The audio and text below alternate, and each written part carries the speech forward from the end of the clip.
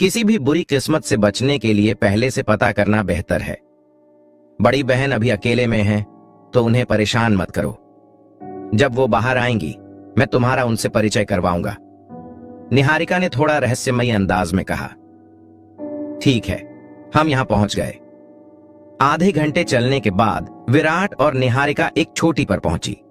इस चोटी पर कई मंडप, मीनारें और घर थे, लेकिन पूरी चोटी कुछ खाली खाली सी थी। यहां बाहरी द्वार की चहल पहल से बिल्कुल अलग था। चौथी चोटी पर कई हॉल थे, जिनमें सबसे ऊंचा मैडम कावेरी का घर था। यहां ढेर सारे हॉल और घर हैं, तो आराम से घूमो। फिर तुम यहीं रह सकते हो। निहारिका ने विराट को पहाड़ के आधे रास्ते पर एक हॉल में ले जाते हुए कहा। उसने एक दरवाजा खोला और विराट को अंदर ले गया। विराट ने कमरे की सजावट देखी और थोड़ा शक हुआ। कमरा बहुत सुंदर था, लेकिन उसमें औरतों के कपड़ों की एक खास खुशबू थी। मैं अब यहीं रहूंगा? विराट ने अंदर की ओर इशारा करते हुए पूछा। हाँ, और कहां रहोगे? क्या गुरु के साथ रहना चाहते हो? निहारिका ने हंसते हुए कहा। विराट के माथे पर पसीना छूट गया। उसने जल्दी से हाथ हिलाते हुए कहा, नहीं नहीं, मैं यहीं ठीक हूं। ठीक है, मैं पास वाले हॉल में रहूंगा। अगर कुछ चाहिए तो बेझिझक मेरे पास आना। निहारिका ने पास के हॉल की ओर इशारा करते हुए कहा। कुछ दिन यहाँ की जगह से वाकिफ हो जाओ। तुम बाहरी गेट भी जा सकते हो, वहां कुछ कोर्स भी कर सकते हो। मुझे कुछ काम है तो मैं निकलता हूं। यह कहकर निहारिका पलक झपकते गायब हो गया। विराट को लगा कि कुछ तो गड़बड़ है। ऐसा लग रहा था जैसे निहारिका हॉल में आने के बाद से ही जल्दी में था। विराट ने हॉल में चारों तरफ देखा। उसे सब कुछ सुंदर और सजा हुआ लगा, बस थोड़ा औरतों जैसी सजावट थी। हालांकि विराट को बॉडोयर जैसी सजावट देखकर थोड़ा अजीब लगा, लेकिन चौथी चोटी पर औरतें रहती थीं, तो सजावट का ऐसा होना कोई बड़ी बात नहीं थी। विराट ने सिर हिलाया, उसका शक थोड़ा कम हुआ। खैर, अब वह यहीं बस जाएगा। निहारिका मुख्य हॉल से बाहर भागी और पास के एक मंडप में खड़ा हो गई। हॉल की ओर देखते हुए उसके नाजुक चेहरे पर एक चालाक मुस्कान थी। तलवार संप्रदाय के मुख्य शिखर पर बैठक हॉल में छठे शिखर गुरु को छोड़कर तलवार संप्रदाय के सारे शिखर गुरु इकट्ठे थे। नए शिष्यों की भर्ती निचले लोकों के योद्धाओं से थी, लेकिन यह संप्रदाय के लिए बड़ा आयोजन था जो हर 10 साल में एक बार होता था। छठे शिखर गुरु भवानी दत्त, जो किसी काम से बाहर गए थे, को छोड़कर बाकी सारे गुरु वहां थे। भर्ती के प्रभारी बुजुर्गों और एल्डर्स की रिपोर्ट सुनकर तीसरे शिखर गुरु तेजराज को नींद आने लगी। इस साल के शिष्य कुछ खास नहीं थे, पिछले साल से भी कमजोर। पिछले साल कम से कम एक योद्धा देव रैंक वंश का था, लेकिन इस साल का सबसे अच्छा सिर्फ एक ऊंचे दर्जे का सम्राट रैंक वंश था। जब तक 8 काउंटियों के प्रभारी बुजुर्गों और एल्डर्स ने अपनी रिपोर्ट पूरी की, तब तक शिखर गुरु जाने को तैयार थे। इस साल का वर्ग कुछ खास नहीं था। कोई भी योद्धा इतना खास नहीं था कि उनका ध्यान खींच सके। पहली 8 काउंटियों में तो कोई खास था ही नहीं, फिर इंद्रपुरी काउंटी की क्या बात करें। इंद्रपुरी काउंटी एक दूरदराज छोटा काउंटी था, जहां लोग कम थे और संसाधन भी सीमित। ये हमेशा सबसे कमजोर काउंटी रहा था और वहां करने को कुछ खास नहीं था। लोकनाथ आगे बढ़ा। काले कपड़े पहने खूबसूरत महिला को थोड़ा घबराते हुए देखा, लेकिन फिर भी हिम्मत करके बोला। हेमराज ने लोकनाथ को थोड़ा तिरस्कार से देखा। उसने इस साल के इंद्रपुरी काउंटी के छात्रों को क्लाउड बोट पर देखा था। वहां सिर्फ 5 शुद्ध ऊर्जा रैंक के योद्धा थे, शायद अब तक का सबसे खराब वर्ग। हालांकि किसी योद्धा की काबिलियत उसके क्षेत्र से नहीं तय होती, लेकिन एक ही उम्र के लोगों में ऊंचा क्षेत्र जरूर बेहतर काबिलियत दिखाता है। ऐसा इसलिए क्योंकि बेहतर काबिलियत का मतलब है तेज साधना। इस साल इंद्रपुरी काउंटी के नए लोगों में 5 शुद्ध ऊर्जा रैंक के पहले लेवल और 13 शरीर शोधन के 9वें लेवल के योद्धा हैं, लोकनाथ ने कहा। तेजराज ने जम्हाई ली और जाने को तैयार हुआ। जैसी उम्मीद थी, इंद्रपुरी काउंटी के छात्रों में कुछ खास नहीं था। यह वर्ग पिछले 100 सालों में सबसे खराब लग रहा था। पिछले सालों में इंद्रपुरी काउंटी में कम से कम 1 या 2 ऊर्जा प्रवाह रैंक लेवल 2 के योद्धा होते थे और ऊर्जा प्रवाह रैंक के योद्धा आधे वर्ग में होते थे। इस बार सिर्फ 5 ऊर्जा प्रवाह रैंक योद्धा थे, आधे से भी कम। यह वाकई निराश करने वाला था। लेकिन उनमें विराट नाम का एक स्वर्गीय वंश वाला योद्धा भी है, लोकनाथ ने कहा। क्या? पहले से सुस्त शिखर गुरु आंखें फाड़कर खड़े हो गए। यहां तक कि तलवार संप्रदाय के गुरु शिवललित भी थोड़े बेचैन हो गए। तलवार संप्रदाय को स्वर्गीय वंश वाला योद्धा तैयार किए 100 साल हो गए थे। यह समझ नहीं आता, स्वर्गीय वंश वाला योद्धा अभी सिर्फ ऊर्जा प्रवाह रैंक के पहले लेवल पर कैसे हो सकता है? 5वें शिखर गुरु बलदत्त ने उलझन में पूछा। बिना किसी संसाधन के भी स्वर्गीय वंश वाले योद्धा की खास काबिलियत उसे आम योद्धाओं से कहीं तेज साधना करने देती है। वह ऊर्जा प्रवाह रैंक का पहला लेवल नहीं, शरीर शोधन का 9वां लेवल है, लोकनाथ ने सुधारा। यह कैसे हो सकता है? स्वर्गीय वंश वाला योद्धा अगर सारा दिन लेटा भी रहे तो भी इससे ऊंचे लेवल पर पहुंच सकता है।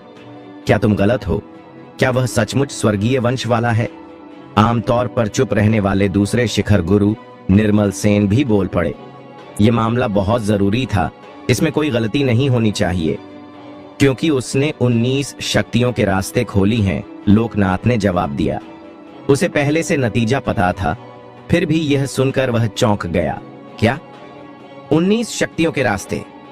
इस बार चौथे शिखर गुरु कावेरी को छोड़कर बाकी सारे शिखर गुरु उछल पड़े। यहां तक कि शिवललित भी अपनी कुर्सी से खड़े हो गए।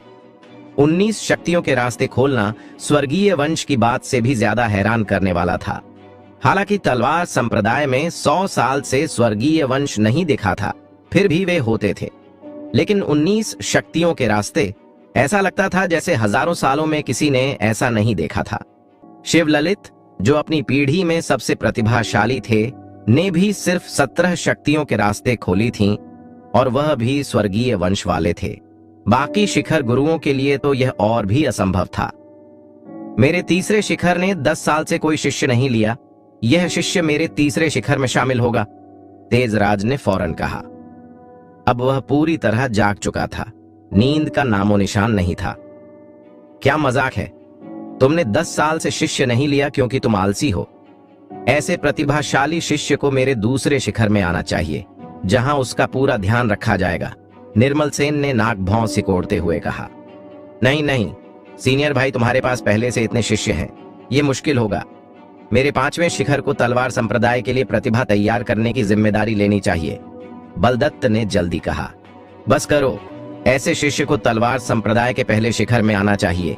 संयोग से मेरे पास एक खास शिष्य की कमी है, और साधना में तुम में से कोई मेरे शिष्य से मुकाबला नहीं कर सकता, शिवललित ने हाथ हिलाते हुए कहा। यह सुनकर सारे शिखर गुरु हैरानी से शिवललित को देखने लगे। ये बूढ़ा इतना बेशर्म कब हो गया? भाई शिवललित, तुम्हारा चेहरा कहां गया? बलदत्त ने चौंक कर कहा। अहम, तुम क्या कह रहे हो भाई बलदत्त? शिवललित शर्मा गया और 2 बार खांसने लगा। जब हम सहमत नहीं हो पा रहे तो क्यों ना उस लड़के को खुद चुनने दें। मुझे लगता है वह जरूर 7वीं छोटी चुनेगा। आखिर कौन मेरे जैसा सुंदर गुरु नहीं चाहेगा? 7वीं छोटी की गुरु जुबैदा ने मनमोहक मुस्कान के साथ कहा। तुम एक औरत इस मजाक में क्यों कूद रही हो?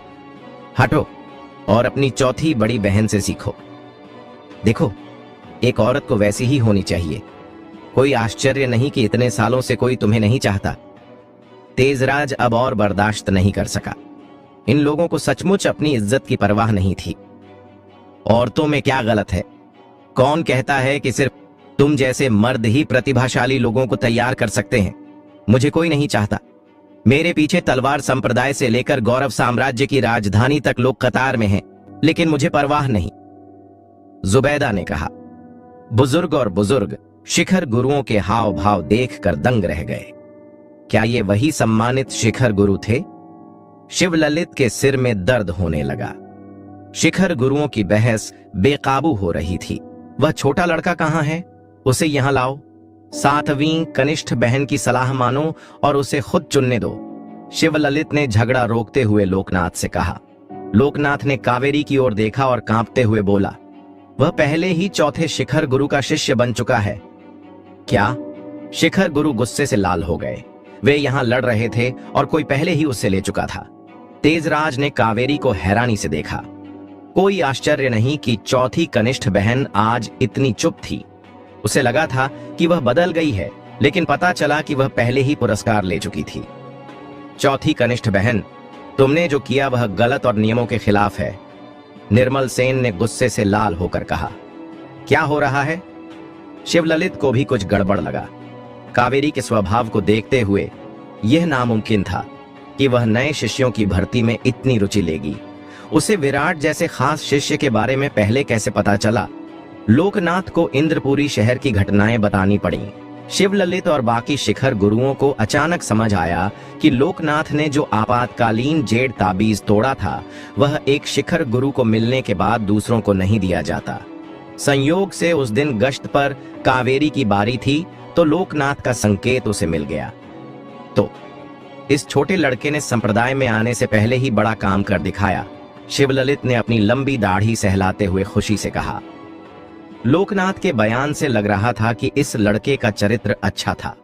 सिर्फ प्रतिभा वाला योद्धा जिसका चरित्र अच्छा न हो, युद्ध कला में ज्यादा आगे नहीं बढ़ सकता। अगर कोई ऊंचे लेवल तक पहुंच भी जाए तो भटकने का खतरा रहता है। जैसे तनिषा, उसका स्वभाव देर सबेर दुष्ट साधना की राह पर ले गया। अब वह रक्त दुष्ट संप्रदाय में शामिल हो गई है और वह और अभय ओझा तलवार संप्रदाय के बड़े दुश्मन बन सकते हैं। हालांकि शिवललित ने इसे ज्यादा गंभीरता से नहीं लिया। उन दोनों को तलवार संप्रदाय के लिए खतरा बनने में कई साल लग सकते हैं। यह सचमुच हैरान करने वाला है कि बूढ़ा इतने सालों से हमारी नाक के नीचे छिपा था। यह बूढ़ा एहसान मांगने की हिम्मत भी करता है। खैर, इसे तलवार संप्रदाय का कर्ज चुकाना मान लेते हैं। शिवललित ने वीरेंद्र नाथ का जिक्र करते हुए ठंडी सांस ली। चौथी कनिष्ठ बहन, तुमने जो किया वह वाकई गलत था। तेजराज ने विराट के चौथे शिखर में शामिल होने की बात सुनकर भी हार नहीं मानी और आखिरी कोशिश की। अच्छा, तीसरे सीनियर भाई, लगता है तुम्हें यकीन नहीं। क्या तुम लड़ाई चाहते हो? कावेरी ने तेजराज को ठंडे स्वर में घूरते हुए पूछा। तेजराज का चेहरा जम गया और वह अजीब तरह से पीछे हट गया। शिवललित और भवानी दत्त को छोड़कर युद्ध शक्ति में कावेरी को कोई नहीं हरा सकता था और तेजराज हारना नहीं चाहता था। बलदत्त और जुबैदा कुछ कहने वाले थे, लेकिन कावेरी की बात सुनकर चुप हो गए। निर्मल सेन का चेहरा लाल था, लेकिन वह भी कावेरी को हरा नहीं सकता था। शिवललित ने सबको देखा, हल्की हंसी हंसा और बोला, ठीक है, क्योंकि वह लड़का पहले ही चौथी कनिष्ठ बहन का शिष्य बन चुका है तो इसे यहीं रहने देते हैं। आखिर हम सब तलवार संप्रदाय में हैं, कोई बाहरी नहीं है। यह सुनकर सबने शिवललित को घूरा और चले गए। शिवललित ने जाते हुए सबकी पीठ देखी, फिर कावेरी की ओर और सिर दर्द महसूस करते हुए मुस्कुराने से खुद को रोक नहीं पाया। इनमें से कोई भी चिंता से मुक्त नहीं था। अफसोस कि छठा कनिष्ठ भाई यहाँ नहीं था, वरना वे उससे कह सकते थे कि वह चौथी कनिष्ठ बहन से विराट को छीन ले। चौथी कनिष्ठ बहन भले ही ताकतवर थीं, लेकिन शिष्यों को पढ़ाने में उनका लापरवाह रवैया विराट को सिखाने का सबसे अच्छा तरीका नहीं था। शिवललित ने छठे कनिष्ठ भाई भवानी दत्त को या शायद खुद को विराट को सबसे अच्छे तरीके से तैयार करने का सही उम्मीदवार माना, लेकिन संप्रदाय प्रमुख होने के नाते अपनी कनिष्ठ बहन को जबरन चुनौती देना मुश्किल था। छठे कनिष्ठ भाई की गैर मौजूदगी में उनके पास कावेरी को यह जिम्मेदारी सौंपने के अलावा कोई रास्ता नहीं था। सभा कक्ष से बाहर निकलने के बाद कावेरी ने आखिरकार राहत की सांस ली। अपने शांत स्वभाव के बावजूद वह घबरा रही थीं। उनका तरीका थोड़ा गैर परंपरागत था। उन्हें डर था कि कहीं बाकी चोटियां पर्दे के पीछे कोई चाल न चल दें। इसीलिए उन्होंने निहारिका को पहले ही विराट को चौथे शिखर पर ले जाने को कहा था। अच्छा हुआ कि छठा कनिष्ठ भाई कहीं गया हुआ था, वरना अपने गुस्सैल स्वभाव के कारण वह उन्हें चुनौती दे सकता था। वह बहुत ताकतवर था। संप्रदाय प्रमुख को छोड़कर जो उसे थोड़ा हरा सकता था, तलवार संप्रदाय में कोई उसका मुकाबला नहीं कर सकता था। महत्वपूर्ण बात यह थी कि वह घमंडी था और तलवार संप्रदाय के आंतरिक शिष्यों को तुच्छ समझता था। उसने अभी तक एक भी खास शिष्य नहीं लिया था। अगर उसने आज विराट को देखा होता तो शायद 80% संभावना थी कि वह उसे ले लेता। बूढ़े देवव्रत ने आज थोड़ी इज्जत दिखाई थी। पहले शिखर पर उसके पहले से ही 1 दर्जन से ज्यादा खास शिष्य थे, फिर भी उसने एक और शिष्य के लिए चुनौती दी। कावेरी चौथे शिखर पर लौटी और निहारिका से विराट को लाने को कहा। उन्होंने औपचारिक शिष्य समारोह किया, जिससे विराट आधिकारिक रूप से चौथे शिखर का खास शिष्य बन गया। कावेरी ने विराट को 1000 ऊर्जा संग्रहण गोलियां और दूसरी श्रेणी की ऊंचे दर्जे की बहती छाया तलवार दी। फिर निहारिका से उसे आसपास की जगह दिखाने को कहा। कावेरी को विराट को तकनीक सिखाने की जल्दी नहीं थी, उनके पास समय नहीं था। उन्हें विराट के वंश, काबिलियत और स्वभाव का ध्यान से आकलन करना था, ताकि यह तय हो सके कि कौन सी तकनीक उसके लिए सही होगी। योद्धा की जरूरत के हिसाब से मार्शल आर्ट आधे प्रयास में दोगुना नतीजा दे सकती है, लेकिन अगर कोई मार्शल कलाकार ऐसी तकनीक सीखता है जो उसकी जरूरतों के मुताबिक नहीं है, तो उसका अभ्यास न सिर्फ बेकार होगा, बल्कि उसकी आखिरी मार्शल आर्ट उपलब्धि पर भी असर पड़ सकता है। जागे हुए आग के वंश वाले किसी योद्धा के लिए आग पर आधारित तकनीक का अभ्यास अपने आप आधे मेहनत में दोगुना नतीजा देगा, जो उसके वंश को पूरी तरह से मदद करेगा। लेकिन अगर जागे हुए आग के वंश वाला कोई योद्धा पानी पर आधारित तकनीक का अभ्यास करता है, तो उसकी तरक्की जागे वंश के बिना किसी आम योद्धा से भी ज्यादा धीमी होगी, और यहाँ तक कि उसके वंश को नुकसान भी पहुंच सकता है। विराट ने 1000 ऊर्जा संग्रहण गोलियों और दूसरे दर्जे के ऊंचे लेवल के जादुई हथियार बहती छाया तलवार को देखा और मन ही मन आह भरी। एक बड़े संप्रदाय द्वारा इतने बड़े खर्च के लिए सचमुच काबिल। ये 1000 ऊर्जा संग्रहण गोलियां और बहती छाया तलवार अकेले ही कनिष्क परिवार के 4-5 साल के कमाई के बराबर थीं। जैसे जैसे शाम हो रही थी, विराट मुख्य हॉल में अपने कमरे में लौट आया। उसने बिस्तर पर पैर मोड़कर बैठ गया और भी ऊर्जा संग्रहण गोलियां खाने लगा। चौथे शिखर की आध्यात्मिक ऊर्जा पहले से ही इंद्रपुरी शहर की तुलना में अनगिनत गुना ज्यादा थी। ऊर्जा संग्रहण गोलियों के साथ मिलकर आध्यात्मिक ऊर्जा और दवा की ताकत की बड़ी मात्रा में छी में बदल गई, जो उसके ऊर्जा केंद्र में बह रही थी। वहां से यह आगे बढ़ी और आखिरी जीवन मृत्यु की गहरी नाड़ी को छू लिया। धमाका धमाका। विराट द्वारा 700 ऊर्जा संग्रहण गोलियां खाने के बाद जीवन और मृत्यु की गहरी नाड़ी आखिरकार बड़ी छी द्वारा पूरी तरह खुल गई। इस समय विराट के शरीर की सभी 20 नाड़ियां अब खुल गई थीं। उमड़ती ताकतवर ची उसके शरीर में बिना रुकावट बह रही थी। उसकी त्वचा के हर इंच में फैल गई और हर कोशिका को बदल दिया। विराट ने उस पल अपने अंदर एक गहरा बदलाव महसूस किया। धमाका। अचानक विराट के शरीर से एक बड़ा सुनहरा प्रकाश फूट पड़ा और उससे एक बेहद गहरी दांव आत्मा दिखाई दी। साथ ही आसमान और जमीन एक दूसरे से गूंज उठे। आसमान में गहरी बैंगनी ऊर्जा की धाराएं इकट्ठी होने लगीं। Swish swish swish. कई लोग तेजी से चौथे शिखर के ऊपर इकट्ठे हो गए। तलवार संप्रदाय के गुरु शिवललित, चौथे शिखर के गुरु कावेरी, निर्मल सेन, तेजराज और अन्य प्रमुख तलवार संप्रदाय के गुरु सब इकट्ठे हो गए थे।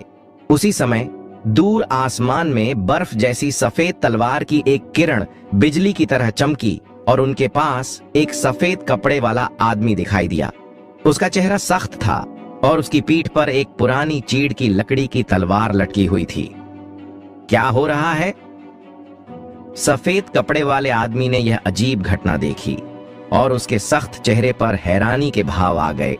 चौथी कनिष्ठ बहन के शिष्य ने सबसे ऊंचा योद्धा शरीर पा लिया है। तेजराज ने नीचे बैंगनी बादलों को घूमते देखते हुए हैरानी से कहा।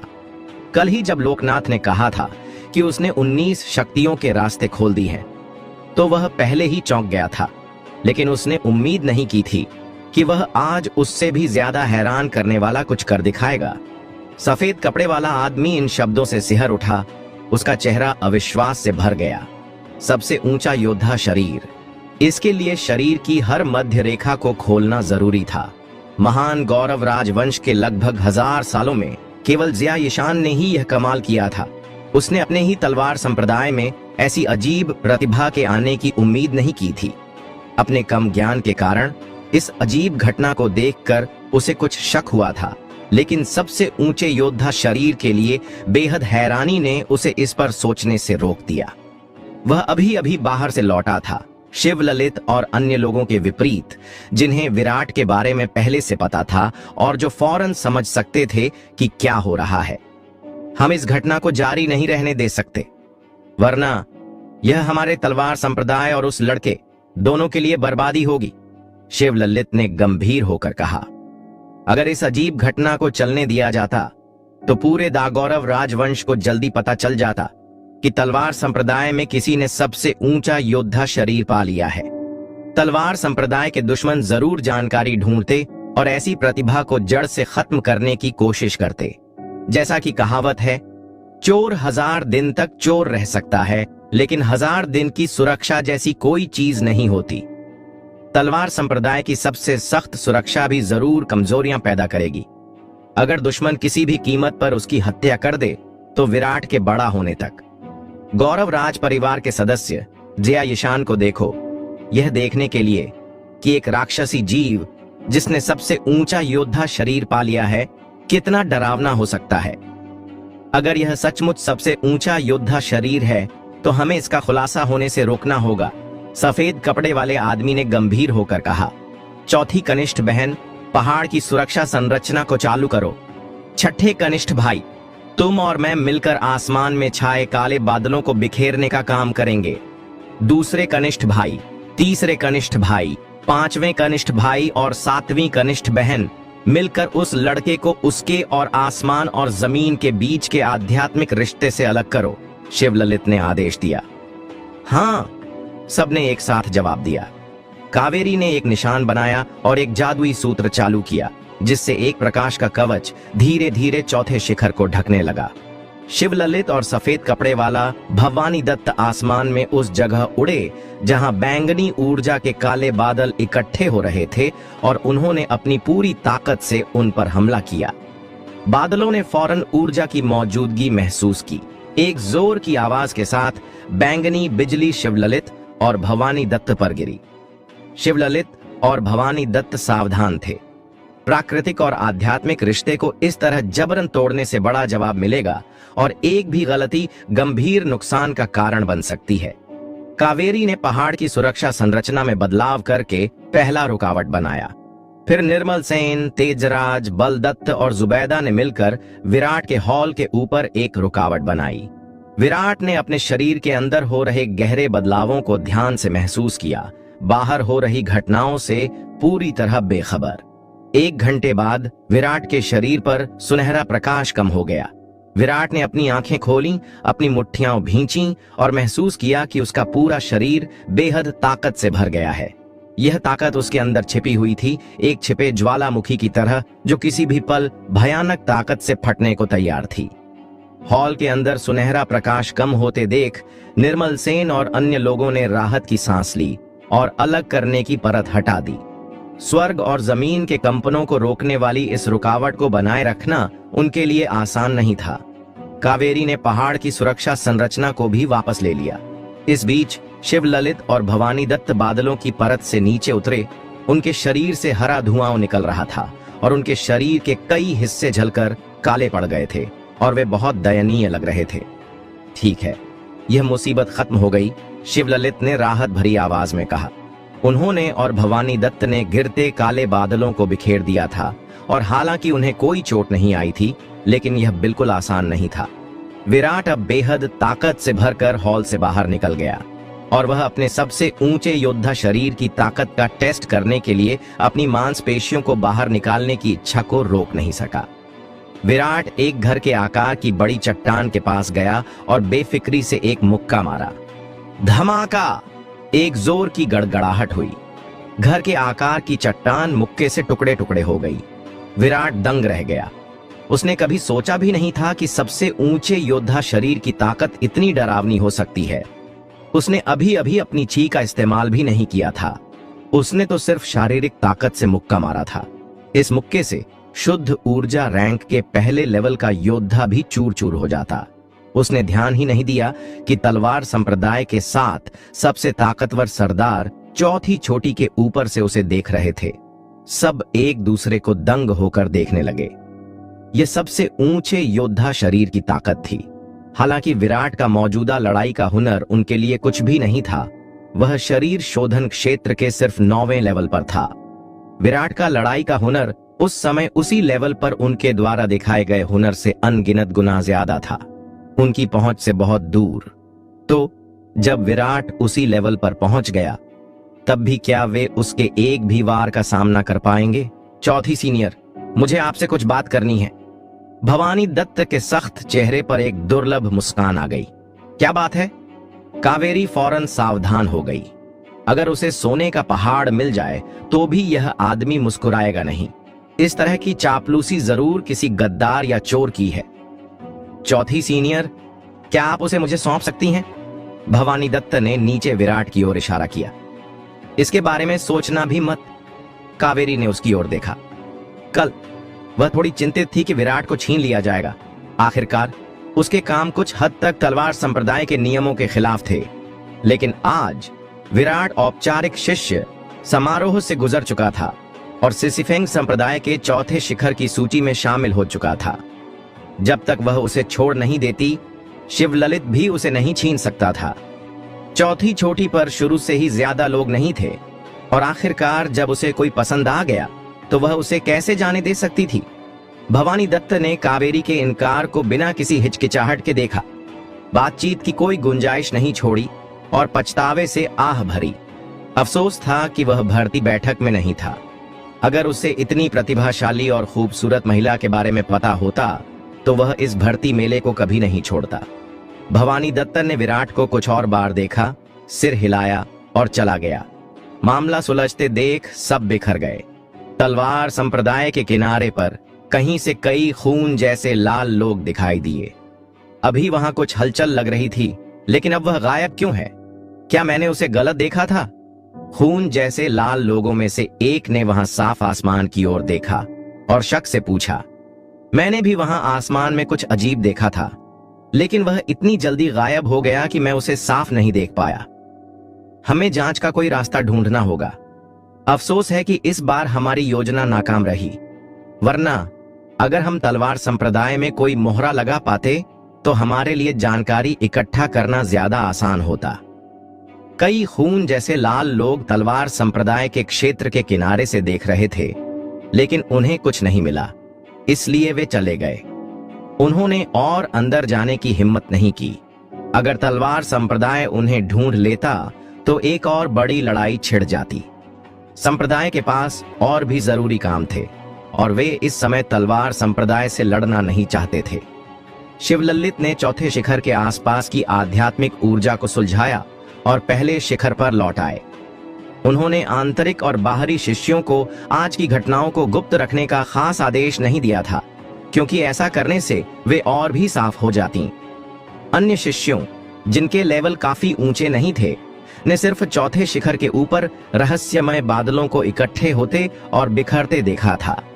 सिर्फ इसी से बाहर की दुनिया कुछ भी अनुमान नहीं लगा सकती थी और चौथे शिखर के ऊपर शिखर गुरुओं ने जो कुछ किया था वह किसी की नजर में नहीं आया। उनके लेवलों को देखते हुए और जानबूझकर अपनी मौजूदगी छिपाने के लिए गुप्त तकनीकों का इस्तेमाल करने के कारण छोटे शिष्य उन्हें बिल्कुल भी नहीं देख पाए। अपनी सभी नाड़ियों को खोलने और सबसे ऊंचा योद्धा शरीर बनाने के बाद विराट को दर्पण तोड़कर शुद्ध ऊर्जा रैंक में जाने की कोई जल्दी नहीं थी।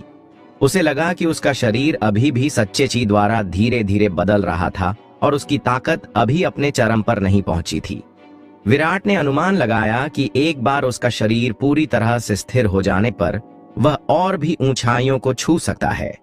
वह किसी भी पल शुद्ध ऊर्जा रैंक में जा सकता था, इसलिए जल्दबाजी करने की कोई जरूरत नहीं थी। अगले दिन विराट बाहरी द्वार पर पहुंचा। कल के टेस्ट के बाद नए शिष्यों के नतीजे आ गए थे। लगभग 200 लोगों में से सिर्फ 5 को ही आंतरिक संप्रदाय में सीधे जाने की इजाजत थी, जिनमें घमंडी धवलगिरी काउंटी का शिष्य विनायक भी शामिल था। निहारिका ने उसे यह नहीं बताया था कि चौथे शिखर के शिष्य कहां खाना खाते हैं, बल्कि उसे बाहरी संप्रदाय का घुमाया और भोजन कक्ष की जगह बताई। जब वह सुबह सुबह निहारिका को ढूंढने दौड़ा तो वह गायब हो चुकी थी। विराट के पास मुफ्त भोजन के लिए बाहरी संप्रदाय के भोजन कक्ष में दौड़ने के अलावा कोई रास्ता नहीं था। लगता है आपके चौथे शिखर के शिष्यों के लिए हमारे भोजन कक्ष में कोई जगह नहीं है। भोजन कक्ष के जिम्मेदार शिष्य ने विराट को ऊपर से नीचे तक देखा, कुछ अविश्वास से। चौथे शिखर का एक सम्मानित शिष्य वाकई उनके बाहरी संप्रदाय के भोजन कक्ष में खाना चाहता था। कितना घटिया। तलवार संप्रदाय में न सिर्फ दूसरे शिखरों के शिष्य बल्कि आंतरिक संप्रदाय के शिष्य भी उनके बाहरी संप्रदाय के भोजन कक्ष में नहीं आते थे। बाहरी संप्रदाय के भोजन कक्ष का खाना आंतरिक संप्रदाय के भोजन कक्ष जैसा कैसे हो सकता है? आंतरिक संप्रदाय के भोजन कक्ष की तुलना अन्य चोटियों के भोजन कक्षों से नहीं की जा सकती थी। बाहरी संप्रदाय के भोजन कक्ष में ज्यादातर साधारण खाना परोसा जाता था। महीने में सिर्फ कुछ ही दिन आध्यात्मिक जड़ी बूटियों और राक्षसी जानवरों के मांस से बना आध्यात्मिक खाना परोसा जाता था। आंतरिक संप्रदाय के शिष्य कम से कम आधा महीना इन बहुत पौष्टिक आध्यात्मिक खानों को खाकर बिताते थे। दूसरी तरफ खास शिष्य या तो दूसरी या तीसरी श्रेणी की आध्यात्मिक जड़ी बूटियों से बने दवा वाले खाने खाते थे या दूसरी या तीसरी श्रेणी के राक्षसी जानवरों का मांस। उनका खाना सब तीसरी श्रेणी या उससे ऊपर के आध्यात्मिक अनाज होते थे। मैंने कभी किसी खास शिष्य को बाहरी संप्रदाय के भोजन कक्ष में खाते नहीं सुना था और मैंने इस व्यक्ति को पहले कभी नहीं देखा था। क्या वह कोई नया शिष्य हो सकता है? यह नया शिष्य सीधे चौथे शिखर का खास शिष्य बन गया था। इस व्यक्ति के पूर्वज वाकई ताकतवर थे। विराट दंग रह गया। तुम्हें अपने खाने का पैसा खुद देना पड़ता है? बिल्कुल। चौथे शिखर के तुम लोग यहाँ हमारे खाने का पैसा नहीं देते। क्या हमें तुम्हें मुफ्त में खाना देना चाहिए? सेवक शिष्य ने कुछ तिरस्कार से कहा। विराट अवाक रह गया। उसे अपने खाने का खर्च खुद उठाना पड़ा। खाने का भत्ता कितना है? सेवक शिष्य की आंखें घूम गईं। उसने सुना था कि ये खास शिष्य सब अमीर हैं और इतनी मोटी भेड़ को बिना काटे छोड़ना उसके दरवाजे पर आई इस मोटी भेड़ के साथ गलत होगा। 50 आत्मा पत्थर प्रति महीना। सेवक शिष्य ने हाथ हिलाया। 50 आत्मा पत्थर प्रति महीना? तुम जाकर लूट क्यों नहीं लेते? विराट फौरन उठ खड़ा हुआ। उसने देखा था कि बाहरी संप्रदाय के भोजनालय में खाना बस साधारण खाना था। यहाँ तक कि कुछ आध्यात्मिक जड़ी बूटियां भी घटिया और बेकार थीं। 50 आत्मा पत्थर एक ऊर्जा संग्रहण गोली के लिए काफी हैं। याद करो, उस समय कनिष्क परिवार के युवा गुरु के रूप में शुद्ध ऊर्जा रैंक के पहले लेवल पर उन्हें महीने में सिर्फ 3 ऊर्जा संग्रहण गोलियां ही मिल सकती थीं। हालांकि एक ऊर्जा संग्रहण गोली अब उसके लिए कुछ भी नहीं थी। यह आदमी साफ तौर पर उसे ठग रहा था। तुम पैसे देना चाहते हो या नहीं? अगर नहीं तो भूल जाओ, मैं तुम्हें मजबूर नहीं कर रहा हूँ। सेवक शिष्य ने शांति से हाथ नीचे करते हुए कहा। इस आदमी के पास और कोई जगह नहीं होगी, इसलिए वह मुफ्त में खाने के लिए बाहरी संप्रदाय की कैंटीन में भाग गया। भले ही कीमत थोड़ी ज्यादा थी, उसे सहना ही था। मैंने सुना था कि चौथी छोटी पर सिर्फ 3 लोग थे और वहां कोई कैंटीन ही नहीं थी। विराट के पास ऊर्जा संग्रहण गोली निकालकर उस काम वाले शिष्य को देने के अलावा कोई रास्ता नहीं था। उसे सचमुच इस बाहरी संप्रदाय की कैंटीन के अलावा खाने की कोई जगह नहीं मिल रही थी। इस समय 7वीं छोटी पर गुलाबी रंग की एक छोटी बच्ची ने कमर पर हाथ रखे उस भेड़िया भक्षी को घूरा और गुस्से से चिल्लाई, निहारिका, तुम दिन भर हमारे यहाँ मुफ्त में खाने पीने आते हो, जल्दी करो और अपना बिल चुकाओ। निहारिका ने अपना पेट छुआ, डकार ली और मुस्कुराते हुए लाल रंग की बच्ची के सिर पर ठपठपाया। अच्छा करो, अगली बार मैं तुम्हारे लिए कुछ कैंडी लाऊंगी। यह कहकर वह गायब हो गई। विराट के लिए वह उसे खुद ही निपटने दे सकती थी, वरना अगर उसे पता होता कि चौथी छोटी कितनी जर्जर है तो शायद वह डरकर भाग जाता। अफसोस, सारा दिन भूखे रहने वाले गुरु और बड़ी बहन की तपस्या का दोष गुरु का था। अपनी इच्छा पूरी करने के लिए वह मुफ्त खाने के लिए 7वें चाचा के घर ही जा सकती थी। विराट ने अपना खाना खत्म करने के बाद बाहरी शिष्यों के साथ एक इमारत परिसर में गया जो स्कूल जैसा लगता था। नए शिष्यों के संप्रदाय में आने के बाद पहले महीने उनका मुख्य काम विभिन्न क्लासों का पढ़ना था, ताकि वे संप्रदाय के नियमों और कानूनों, उसके विकास की कहानी, संप्रदाय की व्यवस्था और ज्ञान के अन्य हिस्सों से वाकिफ हो सकें। विराट दूसरों के साथ एक बड़ी क्लास में पहुंचा जिसमें 300 से ज्यादा लोग बैठ सकते थे। क्लास टेबल और कुर्सियों से भरी हुई थी। विराट ने किसी भी जगह एक सीट चुनी और बैठ गया। सीनियर भाई, आप भी यहाँ हैं? विराट अभी बैठा ही था कि उसने अपने बगल में एक हैरान करने वाली आवाज सुनी। विराट ने मुड़कर देखा तो एक सुंदर और नाजुक लड़की अपने बगल में एक नोटबुक पकड़े खड़ी थी। यह सोनाली थी, वही लड़की जो उसके साथ इंद्रपुरी काउंटी से आई थी। सोनाली को देखकर विराट थोड़ा हैरान हुआ। उसने सिर हिलाया और कहा, क्या तुम ठीक हो?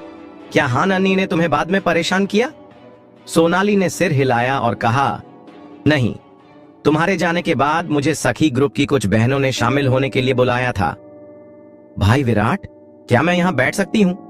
सोनाली रुकी और विराट के बगल वाली सीट की ओर इशारा किया। बिल्कुल, विराट ने हल्की मुस्कान के साथ कहा। यह सुनकर सोनाली बहुत खुश हुई। उसने अपनी नोटबुक टेबल पर रखी और ध्यान से विराट के बगल में बैठ गई। दरअसल इंद्रपुरी शहर में वह लंबे समय से विराट की तारीफ करती थी, लेकिन उस समय विराट बहुत चमकदार था। वह इंद्रपुरी शहर के 4 बड़े परिवारों में से एक कनिष्क परिवार का युवा मालिक था और वह पहले से ही तनीषा को डेट कर रहा था। वह इंद्रपुरी शहर के एक छोटे मामूली परिवार की रखैल थी और निचले लेवल की थी। विराट की तारीफ भले ही वह करती थी, लेकिन उसने उसे जाहिर करने की हिम्मत नहीं की और उससे मिलने की भी हिम्मत नहीं जुटाई। अपनी साधना के दौरान भी वह कम ही दिखाई देती थी। उसकी वंश की काबिलियत और साधना लेवल बहुतों को पता नहीं था। जब तक तलवार संप्रदाय शिष्यों की भर्ती के लिए इंद्रपुरी शहर नहीं आया, तब तक उसने आगे बढ़ने का साहस नहीं जुटाया और तलवार संप्रदाय की परीक्षा अच्छे से पास कर ली। उन दोनों के बैठने के कुछ ही देर बाद एक सुंदर और सौम्य महिला आई। वह मंच पर गई, अपनी मोटी किताब टेबल पर रखी, नए छात्रों पर नजर डाली और मुस्कुराते हुए बोली, सभी को नमस्कार, मेरा नाम माधवी है और मैं आपका शुरुआती कोर्स पढ़ाऊंगी।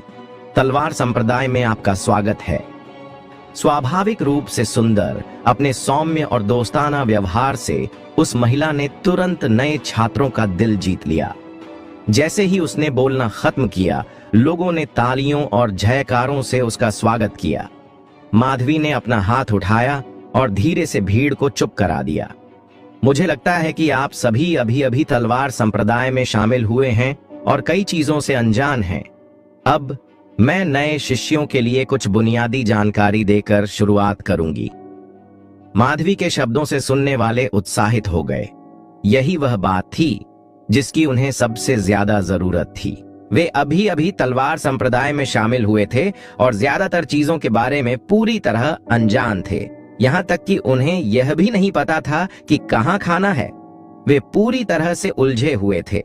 माधवी ने रोजमर्रा की जिंदगी और खाने पीने पर बात शुरू की, फिर साधना, आंतरिक संप्रदाय की स्थिति तक कैसे पहुंचे और संसाधन कैसे पाएं, इस पर बात की।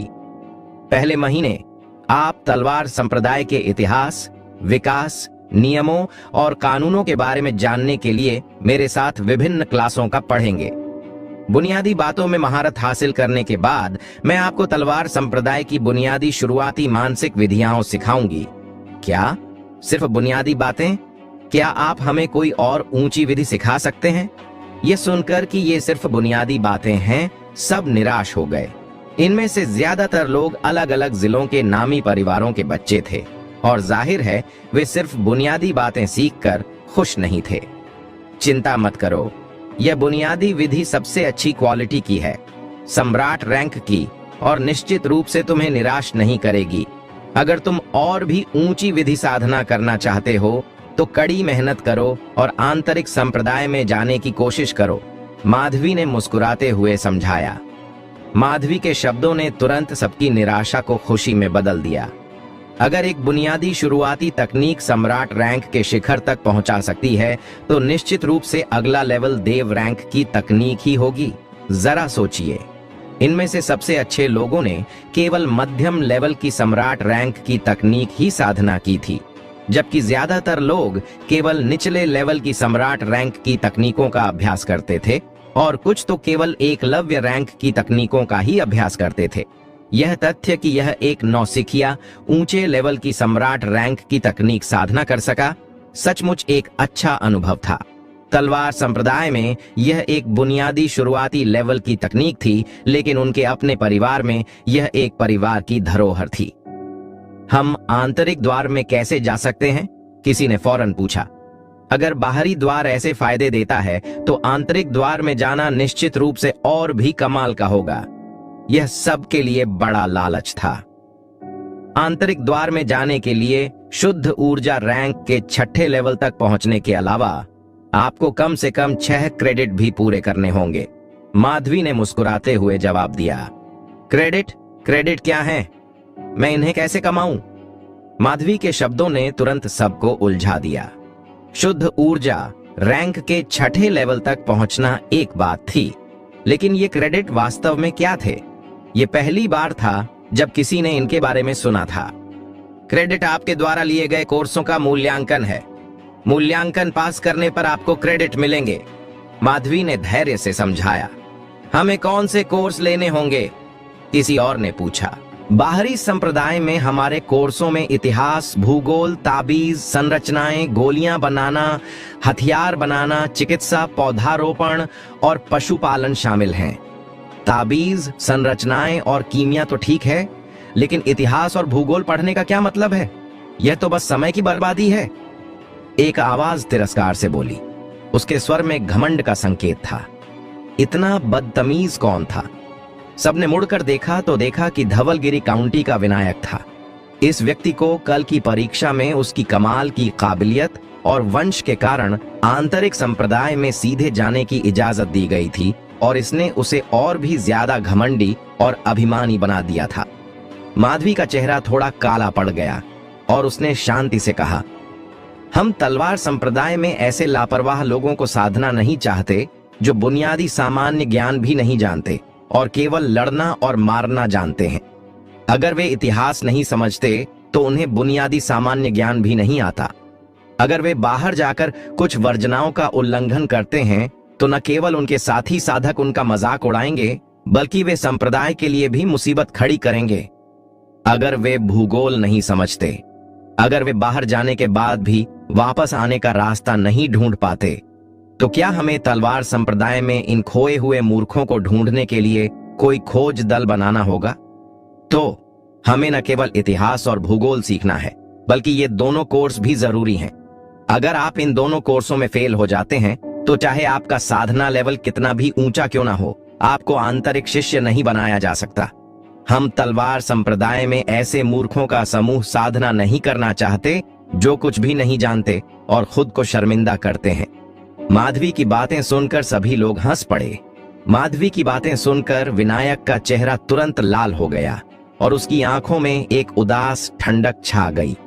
जो शिष्य सीधे आंतरिक द्वार में जाते हैं, उन्हें यह नहीं सोचना चाहिए कि वे आराम से बैठ सकते हैं और उन्हें मूल्यांकन नहीं देना है। यदि आपको पर्याप्त क्रेडिट नहीं मिल सकते हैं तो आंतरिक द्वार में रहने के बारे में सोचना भी मत। विनायक पहले तो असहमत दिखे। वैसे भी वह पहले से ही एक आंतरिक द्वार शिष्य थे और उन्हें आंतरिक द्वार में जाने की चिंता नहीं थी, तो उन्हें कोर्स मूल्यांकन की परवाह क्यों होगी? लेकिन यह सुनकर उनके चेहरे पर तिरस्कार का भाव तुरंत गायब हो गया। वह यहाँ बाहरी शिष्यों के साथ क्लासों में आने आया था, किसी खास चीज को सीखने के लिए नहीं, बल्कि अपने भाई के कहने पर, और इसलिए कि वहाँ इतने ताकतवर आंतरिक शिष्य थे कि उनमें से कोई भी उसे आसानी से हरा सकता था। उसे वहाँ कोई श्रेष्ठता का भाव नहीं था और उसका आत्मविश्वास बुरी तरह से टूट गया था। इसलिए वह बाहरी संप्रदाय में आ गया था। अब वह जानता था कि वे केवल अस्थायी बाहरी शिष्य थे। यदि वे मानकों पर खरे नहीं उतरते तो उन्हें आंतरिक संप्रदाय से निकाल दिया जाएगा। यदि वह दिन कभी आया तो यह एक अपमान होगा। उन शिष्यों पर ध्यान दें जो अभी तक शुद्ध ऊर्जा रैंक तक नहीं पहुंचे हैं। आपको साधना में अपने प्रयासों को दोगुना करना होगा, वरना यदि आप 1 वर्ष के भीतर शुद्ध ऊर्जा रैंक तक नहीं पहुंचते तो आपको एक मामूली शिष्य के रूप में नीचे कर दिया जाएगा। एक बार मामूली शिष्य के रूप में नीचे होने पर आपके मौजूदा सभी फायदे रद्द कर दिए जाएंगे।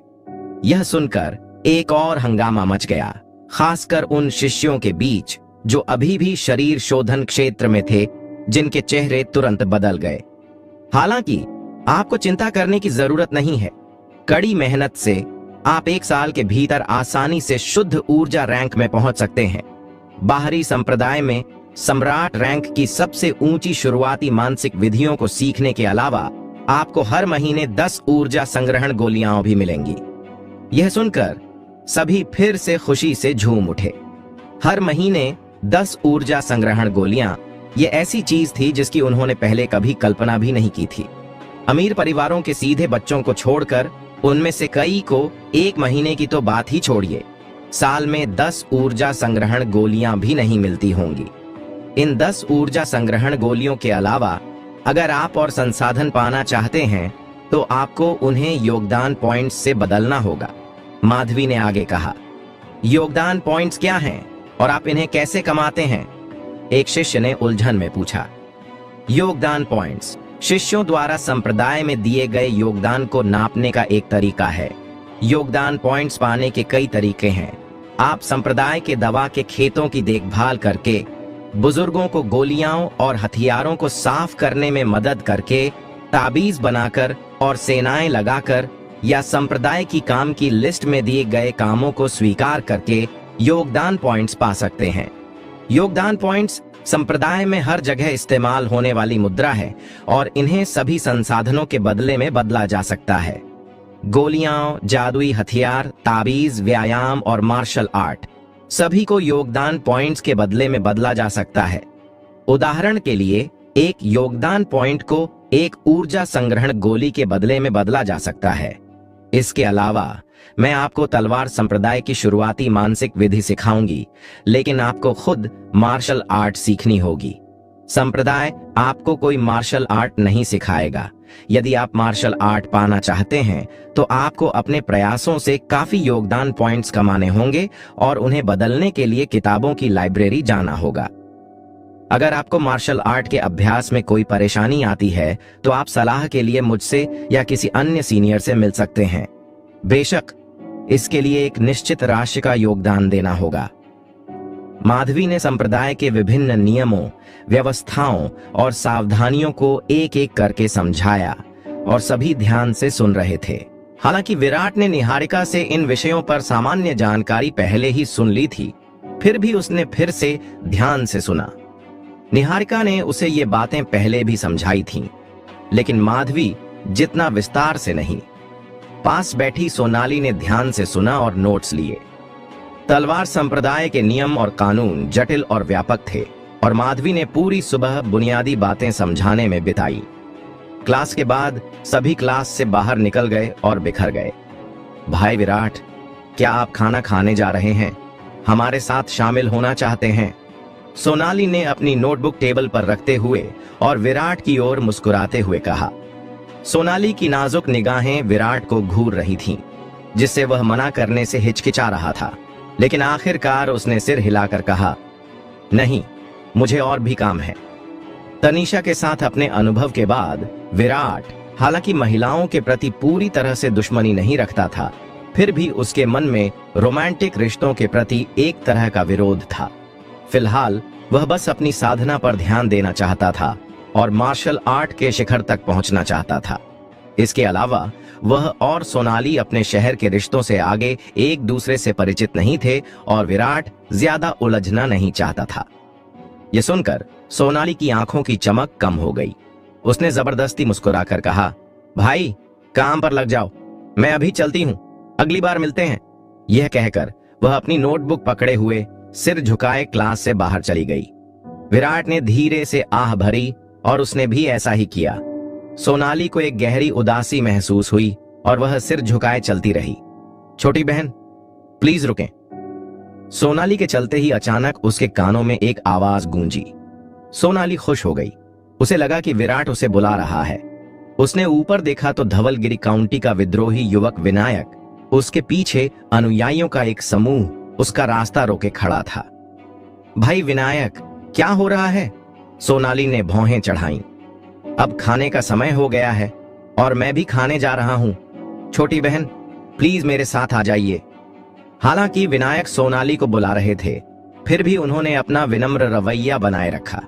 उनकी ठुड्डी थोड़ी ऊपर उठी हुई थी, मानो अगर वह सोनाली को अपने साथ खाने पर बुलाए तो यह उनके लिए सम्मान की बात होगी। नहीं, मुझे और भी काम है, सोनाली ने शांति से मना कर दिया। विनायक का चेहरा काला पड़ गया। किस औरत ने उन्हें मना करने की हिम्मत की थी? लड़की, बेशर्म मत बनो। यह तुम्हारा सम्मान है कि मास्टर सी ने तुम्हें अपने साथ भोजन करने के लिए बुलाया है। विनायक के कुछ बोलने से पहले ही उसके बगल में खड़े नौकर चिल्ला उठे, लड़की, तुम्हें इस बारे में सोचना होगा। ये बहुत नेक इंसान है। जब वे पहली बार तलवार संप्रदाय में आए थे तब से ही वे एक आंतरिक शिष्य हैं। दूसरे लोग भाई विनायक के साथ भोजन करने के बारे में कभी सोच भी नहीं सकते। तुम्हें उनके साथ भोजन करने देना तुम्हारा अपमान करना है। उन नौकरों की चापलूसी सुनकर विनायक के चेहरे पर नरमी आ गई। सोनाली बिना कुछ कहे मुड़ी और चली गई, लेकिन एक आकृति ने चमक कर उसका रास्ता रोक लिया। छोटी कुतिया, तुम सच में टोस्ट लेने से इनकार कर रही हो? कई आकृतियों ने सोनाली को घेर लिया। तुम? सोनाली तुरंत गुस्से और चिंता में आ गई। ये सभी लोग शुद्ध ऊर्जा रैंक के योद्धा थे और विनायक शुद्ध ऊर्जा रैंक के तीसरे लेवल पर भी थे। वह उनमें से एक को भी नहीं हरा सकती थी। इतने सारे लोगों को तो छोड़ ही दीजिए। लगता है एल्डर सही थे। धवलगिरी काउंटी के लोग न सिर्फ मूर्ख हैं बल्कि अशिक्षित जानवरों का एक समूह भी है। जैसे ही विनायक और उनके साथी सोनाली को रोकने की कोशिश कर रहे थे, बगल से एक ठंडी आवाज गूंजी। विनायक तुरंत गुस्से में आ गए। मुड़कर देखा तो उन्होंने इंद्रपुरी काउंटी के उस शरीर शोधन क्षेत्र के हारे हुए व्यक्ति को देखा। विराट को देखकर विनायक का गुस्सा और बढ़ गया। शिष्य के रूप में अपने पहले ही दिन निहारिका दिखे थे और विराट ने उन्हें पूरी तरह से हरा दिया था। इसके अलावा निहारिका ने उन्हें जरा भी इज्जत नहीं दी, जिससे उन्हें सबके सामने शर्मिंदा होना पड़ा। वह कुछ समय से विराट के लिए मुसीबत खड़ी करने की योजना बना रहे थे, लेकिन विराट उनके पास आ गए, जिससे उनकी बहुत सी मुसीबतें बच गईं। बकवास! एल्डर ने ऐसा कब कहा? उन्होंने बस इतना कहा कि तलवार संप्रदाय ऐसे बेवकूफों को ट्रेन नहीं करना चाहता जो कुछ भी नहीं जानते। एक नौकर ने गुस्से से कहा, क्या तुम्हें पता नहीं एल्डर किसके बारे में बात कर रही थीं? वह तुम्हारे बारे में बात कर रही थीं, धवलगिरी काउंटी के बेवकूफों के झुंड के बारे में। विराट ने मजाक उड़ाते हुए कहा। वह आगे बढ़ा, सोनाली को पकड़ा और एक तरफ चला गया। विराट उसे घसीटते हुए बोला, तुम इन बेवकूफों से बात करके अपना समय क्यों बर्बाद कर रही हो? क्या बेवकूफों का कोई मतलब होता है? वह सोनाली के ज्यादा करीब नहीं जाना चाहता था, कहीं ऐसा ना हो कि वे आगे चलकर आपस में उलझ जाएं। लेकिन यह देखकर वह खुद को रोक नहीं सका। विनायक का चेहरा काला पड़ गया। इस कमीने ने उसे गंभीरता से लिया ही नहीं। तुम मौत को दावत दे रही हो? उसके मुंह से ये क्रूर शब्द निकले। ऊपर जाओ और इस कमीने के हाथ पैर तोड़ दो। मैं देखना चाहता हूं कि अगली बार फिर से कूदने की हिम्मत करता है या नहीं। हाँ, एक नौकर ने क्रूर मुस्कान के साथ आगे बढ़ते हुए जवाब दिया। बेटे, तुम्हें यंग मास्टर से पंगा लेने की हिम्मत नहीं करनी चाहिए, उसने कहा और विराट को मुक्का मारा। सोनाली खुद को रोक नहीं पाई और विराट के वार को रोकने के लिए आगे बढ़ने ही वाली थी।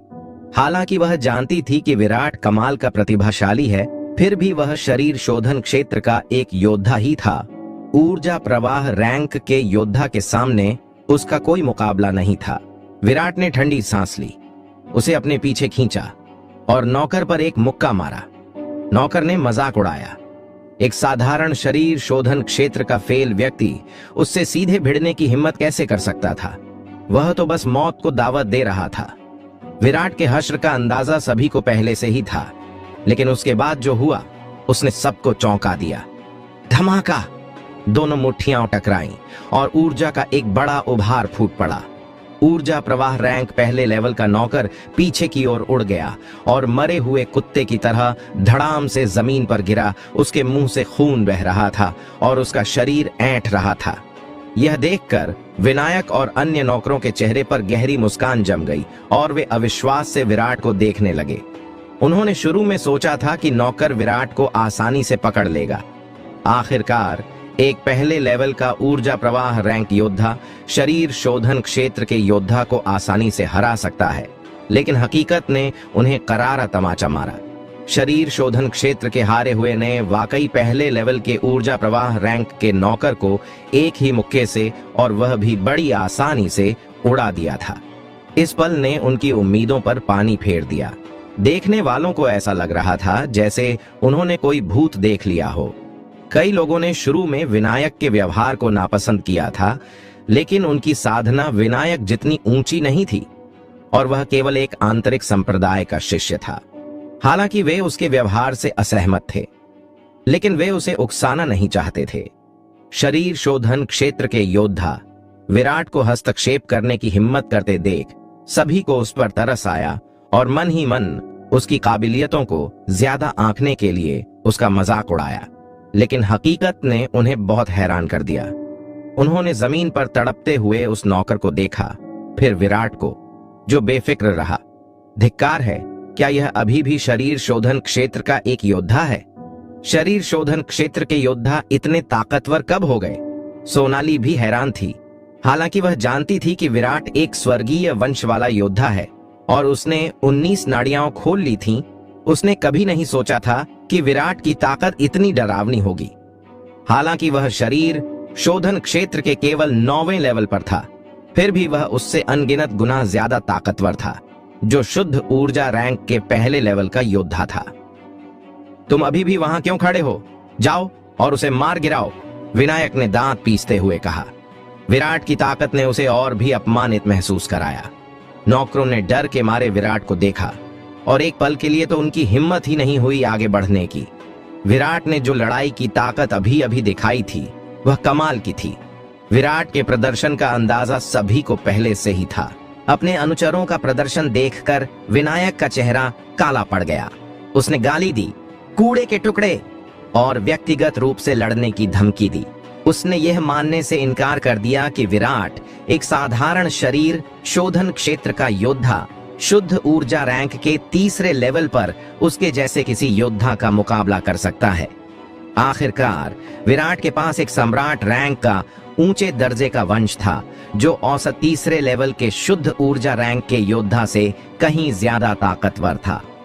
एक औसत 3रे लेवल का शुद्ध ऊर्जा रैंक का योद्धा उसके एक वार का भी सामना नहीं कर पाएगा। यंग मास्टर को ऐसे घटिया लोगों से लड़ने की कोई जरूरत नहीं है। देखो मैं उसे कैसे हराता हूं और अपना गुस्सा कैसे निकालता हूं, दूसरे लेवल के शुद्ध ऊर्जा रैंक के एक अनुचर ने कहा। यह अनुचर गणपत विनायक के साथ धवलगिरी शहर से आया था और एक मध्यम लेवलीय सम्राट रैंक का वंश योद्धा था। विनायक के चेहरे पर थोड़ी नरमी आई। वह सचमुच उसका भरोसेमंद साथी था, उन बेकार हारे हुए लोगों से अलग। जाओ और उसे पकड़ लो, लेकिन ध्यान रखना कि उसे मार न डालो। मैं खुद उसे अपंग बना दूंगा। उसे जीने की चाहत का कड़वा मीठा एहसास दिलाऊंगा, लेकिन मरना नहीं। उसे मेरा विरोध करने के नतीजे बता दूं, विनायक ने गंभीरता से कहा। एक आंतरिक शिष्य होने के नाते विराट को अपंग बनाना महंगा नहीं होता। उसने उस दिन दीक्षा परीक्षा के दौरान विराट को बाहरी संप्रदाय में प्रवेश करते नहीं देखा था।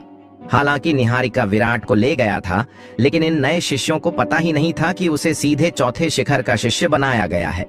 न केवल इन नए शिष्यों ने, बल्कि बाहरी संप्रदाय के कई शिष्यों ने भी निहारिका को कभी नहीं देखा था। कुछ ऊंचे पद वाले शिष्यों को छोड़कर वह बाहरी संप्रदाय में बहुत कम दिखाई देता था। इसलिए बाहरी संप्रदाय में केवल मुट्ठी भर लोग ही जानते थे कि विराट चौथे शिखर का खास शिष्य था। गणपत को ऊपर आते देख विराट ने सोनाली को एक तरफ खड़े होने को कहा। वह भी इस सबसे ऊंचे योद्धा शरीर की ताकत को परखना चाहता था। ऊर्जा प्रवाह रैंक का पहला लेवल बहुत कमजोर था और वह उसका भरपूर मजा नहीं ले पा रहा था। धमाका! दोनों मुट्ठियां टकराईं, जिससे गणपत एक पैर पीछे खिसक गया और विराट भी कुछ कदम पीछे हट गया। गणपत का चेहरा सदमे से भर गया।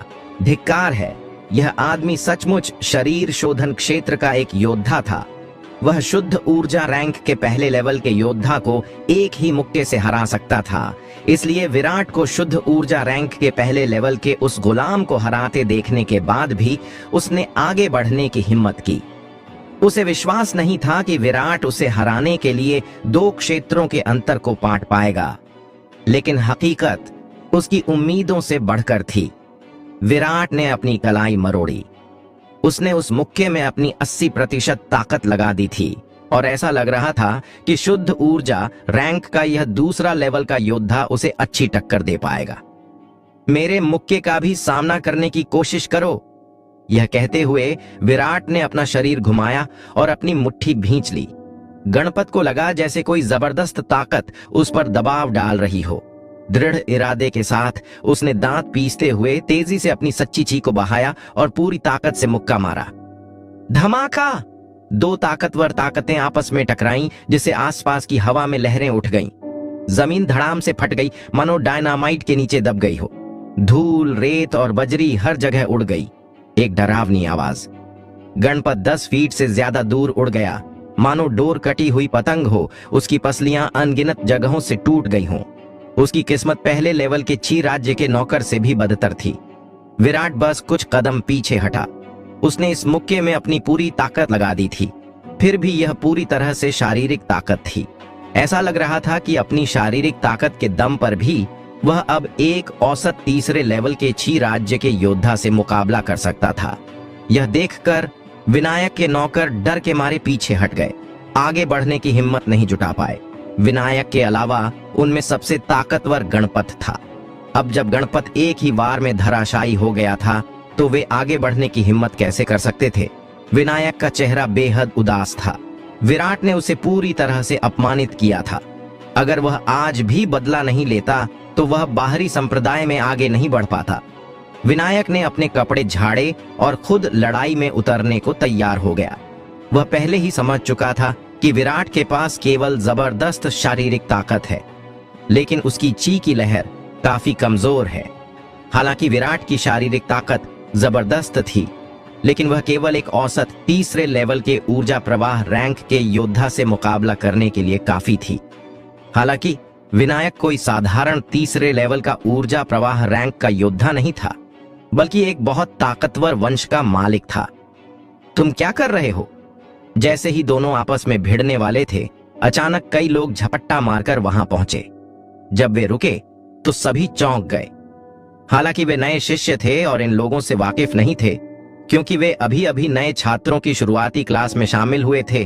फिर भी उनके पहनावे से साफ जाहिर था कि वे तलवार संप्रदाय के विधि भवन के कानून लागू करने वाले अधिकारी थे।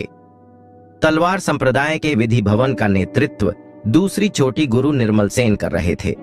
निर्मल सेन तलवार संप्रदाय में अपने सख्त और कड़े व्यवहार के लिए जाने जाते थे और उनका नेतृत्व तीनों में सबसे निष्पक्ष होने के लिए भी जाना जाता था। तलवार संप्रदाय के कानून लागू करने वाले शिष्य ऐसे लोग बन गए थे जिनसे संप्रदाय के शिष्य बिल्कुल भी वास्ता नहीं रखना चाहते थे। अगर उन्हें विधि भवन ले जाया जाता तो वे गंभीर रूप से घायल हो जाते, अगर मारे नहीं जाते। प्रमुख कानून लागू करने वाला शिष्य ने उस दृश्य पर एक नजर डाली। उसका चेहरा तुरंत काला पड़ गया। यह किसने किया? उसने जमीन पर पड़े 2 आदमियों की ओर इशारा करते हुए गंभीरता से पूछा। सबकी नजरें विराट पर टिक गईं। यह तुमने किया? क्या तुम्हें नहीं पता कि तलवार संप्रदाय निजी लड़ाई की मनाही करता है? कानून लागू करने के प्रमुख शिष्य ने हैरानी से विराट को ऊपर से नीचे तक देखा।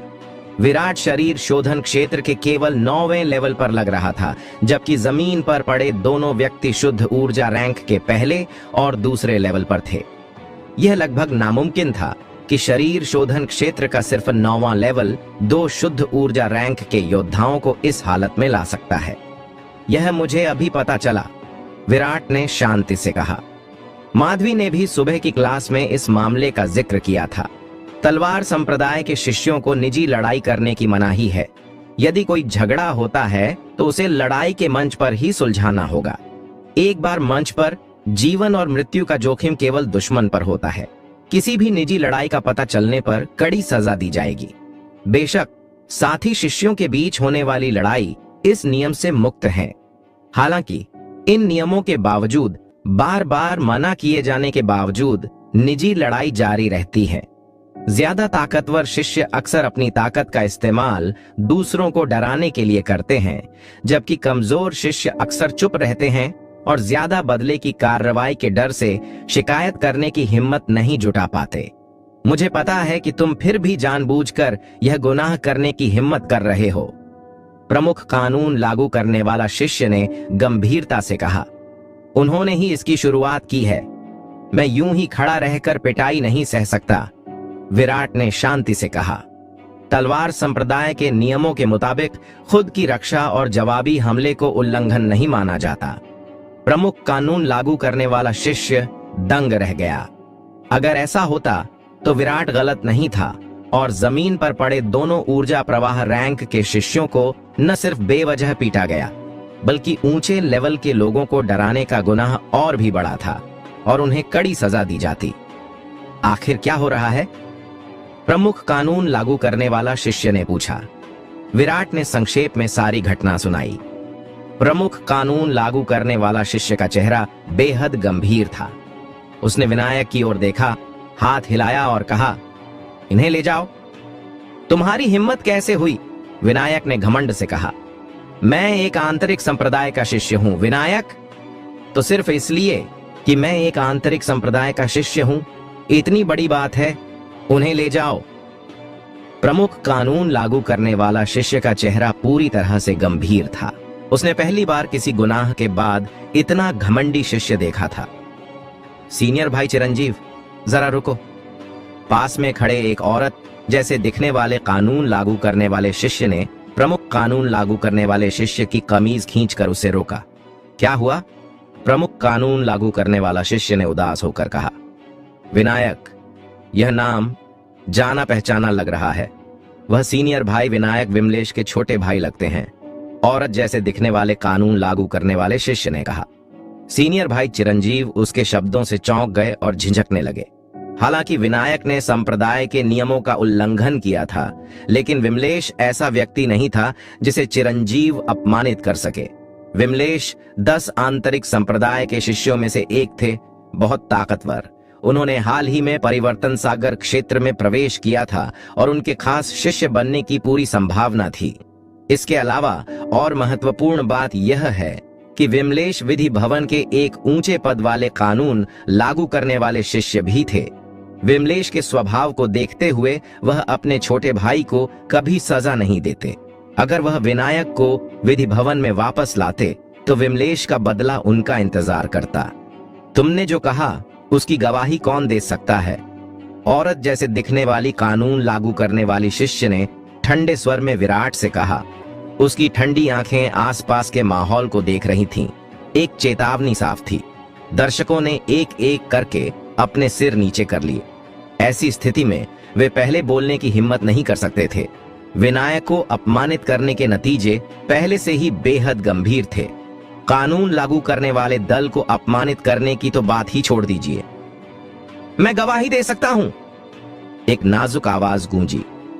सबने ऊपर देखा तो पता चला कि विनायक जिस लड़की को डरा रही थी उसने ही हाथ उठाया था। हालांकि उसके बर्फ जैसे सफेद गालों पर एक डर का भाव था जो छिपाया नहीं जा सकता था। फिर भी वह खड़ी हो गई। दोस्तों, आपको यह एपिसोड कैसा लगा हमें कमेंट करके जरूर बताएं और इस वीडियो को लाइक और शेयर करना ना भूलें। चलिए मिलते हैं